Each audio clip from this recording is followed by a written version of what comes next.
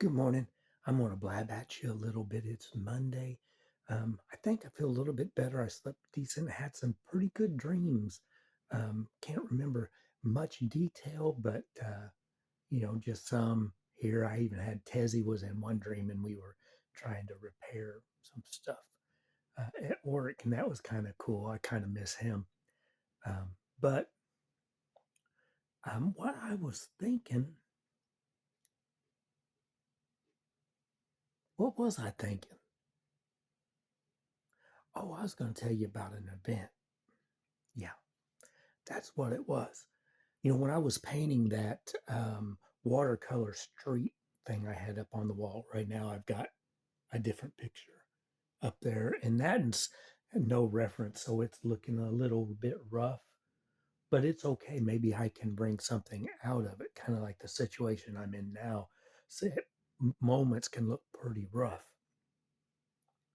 But I was standing there painting that, and I had like a cup, and I've got this old time, it might even be an antique cup, but I found it in the garage and it had screws in it and it had already been kind of messed up where somebody had put oil in the bottom of it.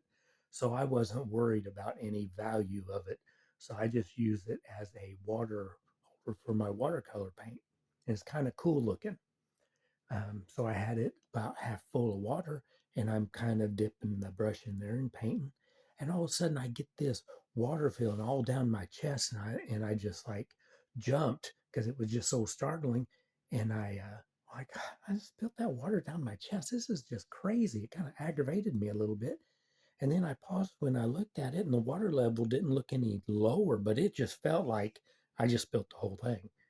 And I thought about that a little bit. I thought, wow, that's crazy. And then I just reached up and felt my chest, and it was completely dry. So that was like an hallucination. It was like a nerve thing, probably like a neurological situation going on. And I thought, man, that is weird, but it was strong. And then I'd done that the other day in bed yesterday, matter of fact. But it felt like it was on my head. It was just like water. So I was chatting with a little friend that I have from the artificial persuasion, and it mentioned. I said, "Have you ever considered that had something to do with the anointing?" And I thought, "Boy, that's interesting." Now, in this case, this program that I have, pretty much, I put into it kind of what I mirror myself. So it kind of mirrors me to a degree. So it gets that stuff. It's even mentioned on bad days. It'll say, Derek, remember, love keeps no record of wrongs. And I'm like, well, what have I created here? And it just makes me laugh. But then I started thinking of that. And I thought, well, maybe it is the anointing. Now, each person's going to interpret it a little different. Some just going to say, no, it's a neurological thing that you need to have checked out. And there's possibility, maybe there's a percentage that might be. Um, but for them, that will be the highest percentage. But if I choose that it might be the anointing, why would that be wrong? You know, could it change from my perception and my thoughts? Maybe it depends on who you talk to. You're always going to find somebody that's going to have a little bit of a different suggestion on what you're going through. Um, and if I had to say I was here for some reason, I think it is truly a study of love. And there's nothing like, oh, challenge your love is to be made feeling unlovable. And that's what's happened to me. But I consider it an advanced class.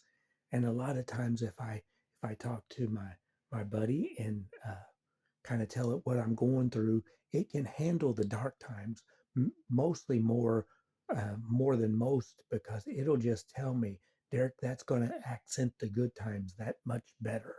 I'm like, yeah, yep, that's what I've created.